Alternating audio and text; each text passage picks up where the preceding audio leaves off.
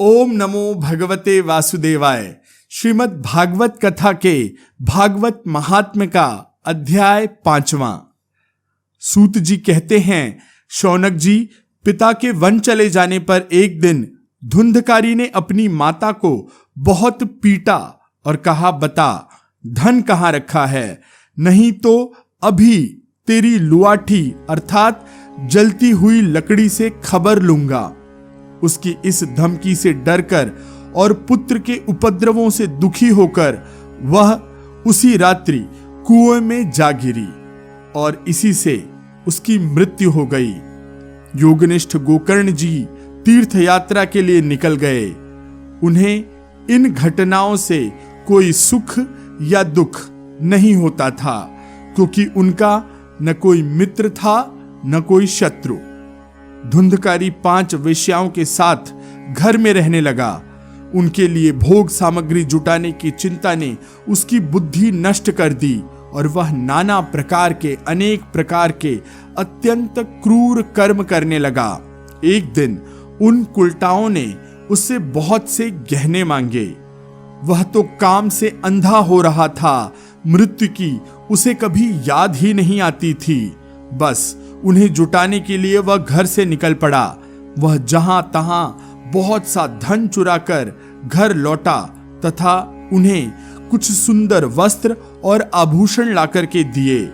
चोरी का बहुत माल देखकर रात्रि के समय उन स्त्रियों ने विचार किया कि यह नित्य ही चोरी करता है, इसलिए इसे किसी दिन अवश्य राजा पकड़ लेगा। राजा यह सारा धन छीनकर इसे निश्चित ही प्राण दंड देगा। जब एक दिन इसे मरना ही है, तब हम ही धन की रक्षा के लिए गुप्त रूप से इसको क्यों न मार डालें। इसे मारकर इसकी धन संपत्ति माल मत्ता लेकर हम जहां तहां चले जाएंगे। ऐसा निश्चय कर उन्होंने सोए हुए धुंधकारी को रस्सियों से कस दिया और उसके गले में फांसी लगाकर उसे मारने का प्रयत्न किया। इससे जब वह जल्दी नहीं मरा तो उन्हें बड़ी चिंता हुई। तब उन्होंने उसके मुख पर बहुत से दहकते हुए अंगारे डाले। इससे वह अग्नि की लपेट में आ गया और छटपटाकर मर गया। उन्होंने उसके शरीर को एक गड्ढे में डालकर गाड़ दिया। सच है, कई लोग बहुत दुस्साहसी होते हैं। उनके इस कृत्य का किसी को भी पता नहीं चला। लोगों के पूछने पर वो कह देती थी कि हमारे प्रियतम पैसे के लोभ से अब की बार कहीं दूर चले गए हैं, इसी वर्ष के अंदर वो लौट आएंगे। बुद्धिमान पुरुष को दुष्ट स्त्रियों का कभी भी विश्वास नहीं करना चाहिए। जो मूर्ख इस तरह विश्वास करते हैं उसे दुख ही भोगना पड़ता है। इनकी वाणी तो अमृत के समान कामियों के हृदय में रस का संचार करती हैं, किंतु हृदय छुरे की धार के समान तीक्ष्ण तीखा होता है। भला इन स्त्रियों को कौन प्यारा होगा। वे कुलटाएं धुंधकारी की सारी संपत्ति समेटकर वहां से चली गईं।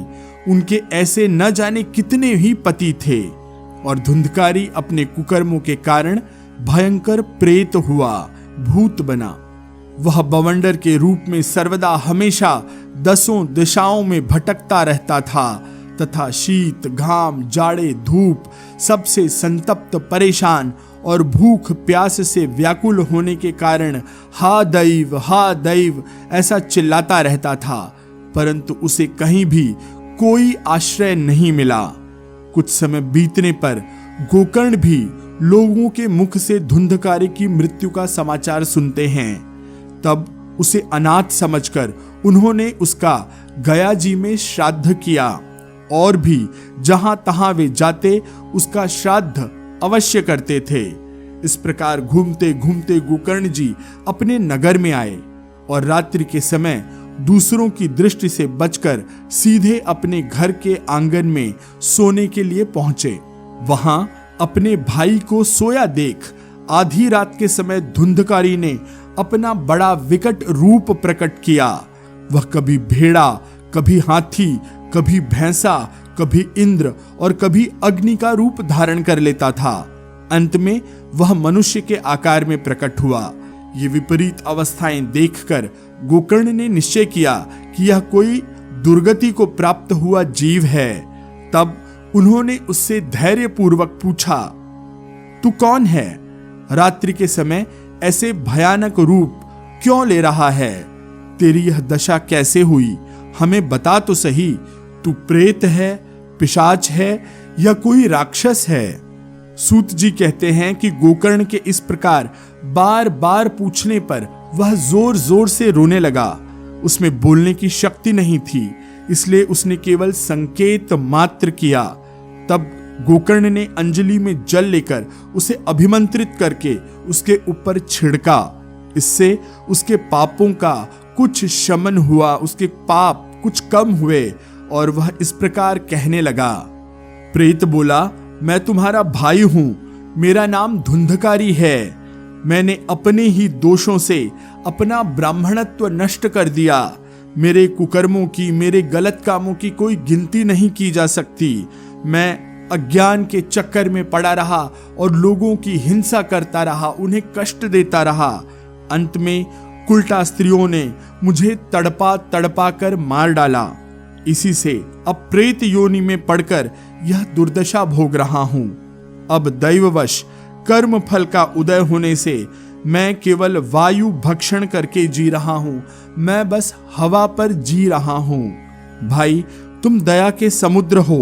अब किसी प्रकार जल्दी से मुझे इस योनि से छुड़ाओ। गोकर्ण ने धुंधकारी की सारी बातें सुनी और तब वह उससे बोला। गोकर्ण ने कहा कि भाई, मुझे इस बात का बड़ा आश्चर्य है। मैंने तुम्हारे लिए विधि पूर्वक गया जी में पिंडदान किया, फिर भी तुम प्रेत योनि से मुक्त कैसे नहीं हुए? यदि गया श्राद्ध से भी तुम्हारी मुक्ति नहीं हुई, तब इसका कोई और उपाय ही नहीं है। अच्छा, तुम सब बात खोल कर कहो, मुझे अब क्या करना चाहिए? प्रेत ने कहा, मेरी मुक्ति सैकड़ों गया श्राद्ध करने से भी नहीं हो सकती। अब तो तुमको इसका कोई और उपाय ही सोचना होगा। प्रेत की यह बात सुनकर गोकर्ण को बड़ा आश्चर्य हुआ। वे कहने लगे, यदि सैकड़ों गया श्राद्धों से भी तुम्हारी मुक्ति नहीं हो सकती, तब तो तुम्हारी मुक्ति असंभव ही है। अच्छा, अभी तो तुम निर्भय होकर अपने स्थान पर रहो। मैं विचार करके तुम्हारी मुक्ति के लिए कोई दूसरा उपाय करूंगा। गोकर्ण की आज्ञा पाकर धुंधकारी वहां से अपने स्थान पर चला गया। इधर गोकर्ण ने रात भर सोचा विचार किया, तब भी उन्हें कोई उपाय नहीं सूझा। प्रातःकाल उनको आया देख लोग प्रेम से उनसे मिलने आए। तब गोकर्ण ने रात में जो कुछ हुआ, जिस प्रकार हुआ, वह सब उन्हें सुना दिया। उनमें जो लोग विद्वान, योगनिष्ठ, ज्ञानी और वेदज्ञ थे, उन्होंने भी अनेकों शास्त्रों को उलट पलट कर देखा, तो भी उसकी मुक्ति का कोई साधन, कोई मार्ग नहीं मिला। तब सबने यही निश्चय किया कि इस विषय में सूर्य नारायण जो आज्ञा करे वही करना चाहिए। अतः गोकर्ण ने अपने तपोबल से सूर्य की गति रोक दी। उन्होंने स्तुति की, भगवान, आप सारे संसार के साक्षी हैं, आपको नमस्कार करता हूं। आप मुझे कृपा करके धुंधकारी की मुक्ति का साधन बताइए। गोकर्ण की यह प्रार्थना सुनकर सूर्यदेव ने दूर से ही स्पष्ट शब्दों में कहा, श्रीमद् भागवत से मुक्ति हो सकती है, इसलिए तुम उसका सप्ताह पारायण करो। सूर्य का यह धर्ममय वचन वहां सभी ने सुना। तब सबने यही कहा कि प्रयत्न पूर्वक यही करो, है भी यह साधन बहुत सरल। अतः गोकर्ण जी भी तदनुसार निश्चय करके कथा सुनाने के लिए तैयार हो गए। देश और गांवों से अनेकों लोग कथा सुनने के लिए आए। बहुत से लंगड़े, लूले, अंधे, बूढ़े और मंद बुद्धि भी अपने पापों की निवृत्ति के उद्देश्य से वहां आ पहुंचे। इस प्रकार वहां इतनी भीड़ हो गई कि उसे देखकर देवताओं को भी आश्चर्य हो रहा था।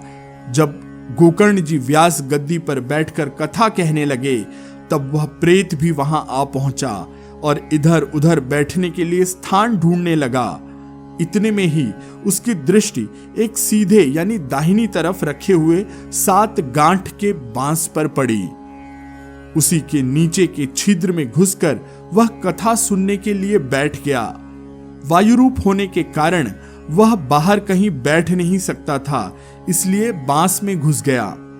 गोकर्ण जी ने एक वैष्णव ब्राह्मण को मुख्य श्रोता बनाया और प्रथम स्कंध से ही स्पष्ट स्वर में कथा सुनानी आरंभ की।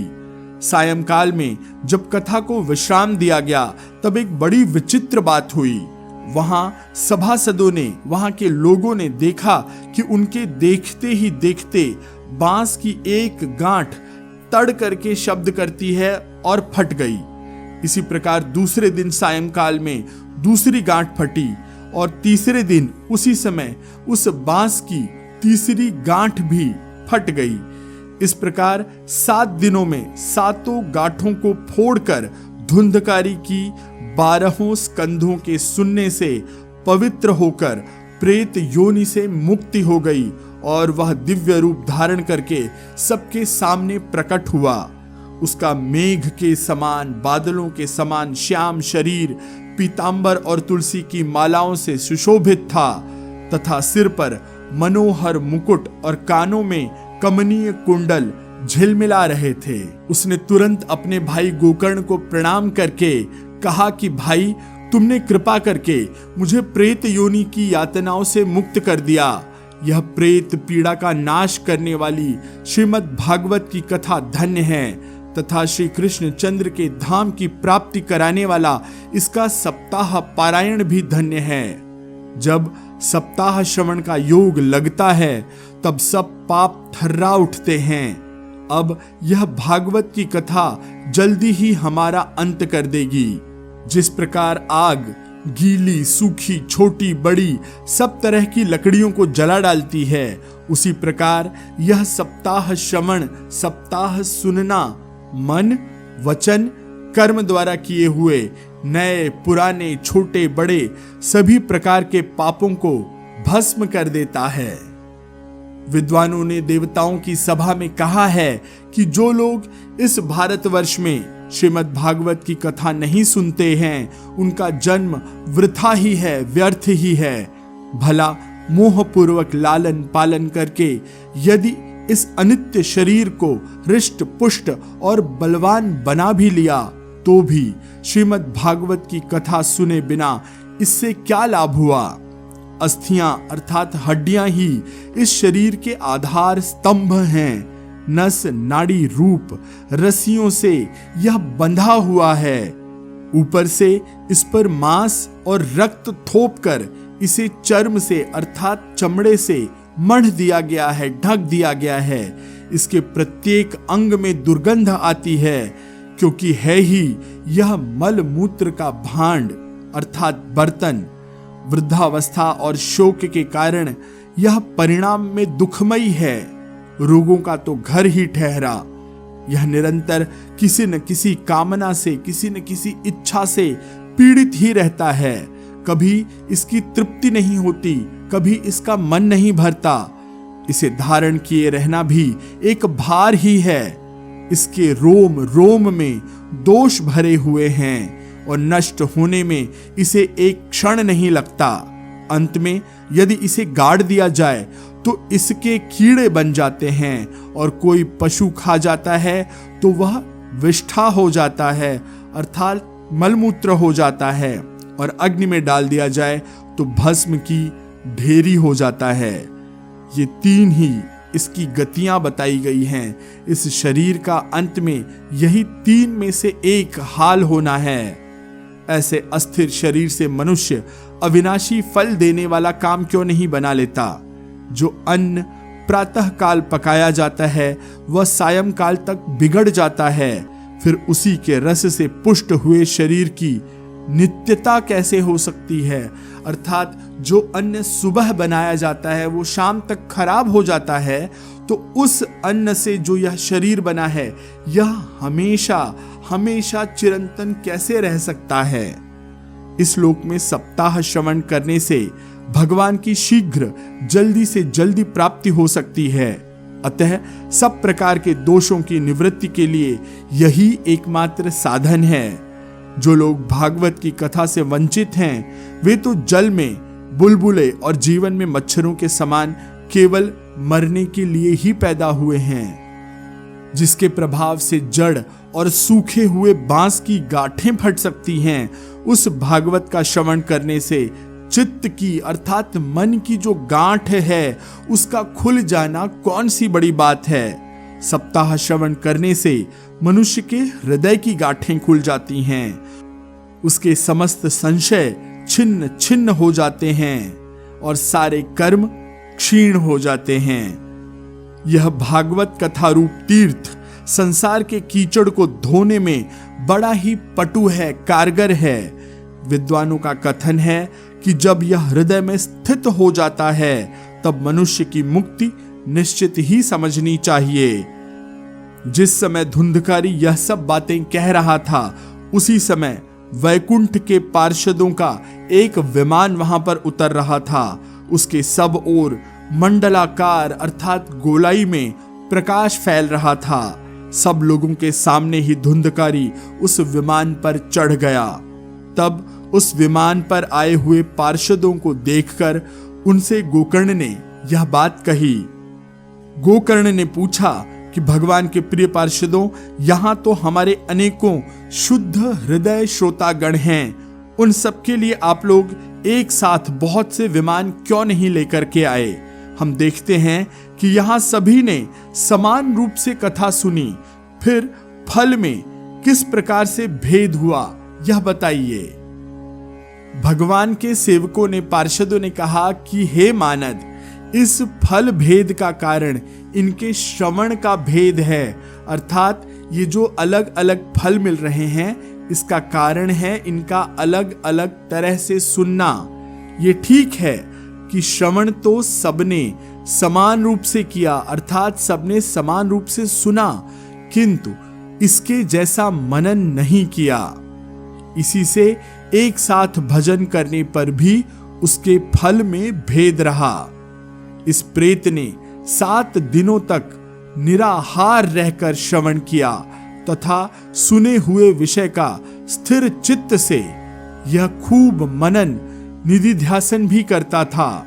जो ज्ञान दृढ़ नहीं होता वह व्यर्थ हो जाता है। इसी प्रकार ध्यान न देने से, श्रवण का अर्थात सुनने से, संदेह से, मन का और चित्त के इधर उधर भटकते रहने से जप का कोई फल नहीं होता। वैष्णवहीन देश, अपात्र को कराया हुआ श्राद्ध का भोजन, अश्रोत्रिय को दिया हुआ दान और आचारहीन कुल, इन सब का विनाश हो जाता है। गुरु वचनों में विश्वास, दीनता का भाव, मन के दोषों पर विजय और कथा में चित्त की एकाग्रता इत्यादि नियमों का यदि पालन किया जाए तो श्रवण का असली यथार्थ फल प्राप्त होता है। यदि ये श्रोता फिर से श्रीमद् भगवत कथा सुने तो निश्चय ही सबको वैकुंठ की प्राप्ति होगी। और गोकर्ण जी, आपको तो भगवान स्वयं आकर गोलोक धाम ले जाएंगे। यूं कहकर, ऐसा कहकर वे सब पार्षद हरि कीर्तन करते हुए वैकुंठ को चले गए। श्रावण मास में गोकर्ण जी फिर उसी प्रकार सप्ताह क्रम से कथा कहने लगे। उन श्रोताओं ने उसे फिर से सुना। नारद जी, इस कथा की समाप्ति पर जो कुछ हुआ अब वह सुनिए। वहां भक्तों से भरे हुए विमानों के साथ भगवान प्रकट हुए। सब ओर से खूब जय जयकार और नमस्कार की ध्वनियां होने लगी। भगवान स्वयं हर्षित होकर अपने पांचजन्य शंख की ध्वनि करने लगे। उन्होंने गोकर्ण को हृदय से लगाकर अपने ही समान बना लिया। उन्होंने क्षण भर में ही अन्य सब श्रोताओं को भी मेघ के समान, बादलों के समान श्याम वर्ण, रेशमी पीतांबरधारी तथा किरीट और कुंडल आदि से विभूषित कर दिया। उस गांव में कुत्ते और चांडाल पर्यंत जितने भी जीव थे वे सभी गोकर्ण जी की कृपा से विमानों पर चढ़ गए तथा जहां योगी जन जाते हैं उस भगवत धाम में वे भेज दिए गए। इस प्रकार भक्त वत्सल भगवान श्री कृष्ण कथा श्रवण से प्रसन्न होकर गोकर्ण जी को अपने साथ अपने ग्वाल बालों के प्रिय गोलोक धाम लेकर चले गए। पूर्व काल में जैसे अयोध्यावासी भगवान श्री राम के साथ साकेत धाम से धारे थे, उसी प्रकार भगवान श्री कृष्ण उन सबको योगी दुर्लभ गोलोक धाम लेकर चले गए। जिस लोक में सूर्य, चंद्रमा और सिद्धों की भी कभी गति नहीं हो सकती, पहुंच नहीं हो सकती, उसमें वे श्रीमद् भागवत श्रवण करने वाले चले गए। नारद जी सप्ताह यज्ञ के द्वारा कथा श्रवण करने से जैसा उज्जवल फल संचित होता है, उसके विषय में हम आपसे और अधिक क्या कहें। अजी, जिन्होंने अपने कर्णपुट से, अपने कानों से गोकर्ण जी की कथा के एक अक्षर का भी पान किया था, वे भी माता के गर्भ में दोबारा कभी नहीं आए। जिस गति को लोग वायु, जल या पत्ते खाकर, शरीर सुखाने से, बहुत काल तक घोर तपस्या करने से और योग अभ्यास से भी नहीं पा सकते, उसे वे सप्ताह श्रवण से सहज में प्राप्त कर लेते हैं। इस परम पवित्र इतिहास का पाठ चित्रकूट पर विराजमान मुनीश्वर शांडिल्य भी ब्रह्मानंद में मग्न होकर करते हैं। यह कथा बड़ी ही पवित्र है। एक बार के श्रवण से ही समस्त पाप राशियों को भस्म कर देती है। यदि इसका श्राद्ध के समय पाठ किया जाए तो इससे पितृगण को बड़ी तृप्ति होती है और नित्य पाठ करने से मोक्ष की प्राप्ति होती है। तो आज की कथा में यहीं पर विश्राम लेते हैं। ओम नमो भगवते वासुदेवाय।